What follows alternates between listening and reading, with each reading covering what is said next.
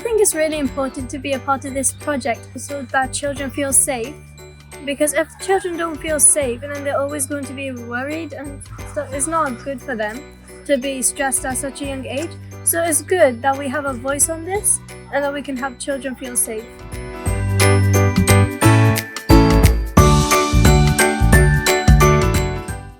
So being in this project, I have really enjoyed it, and it shows that the children have safety and they have rights to do what they want to do.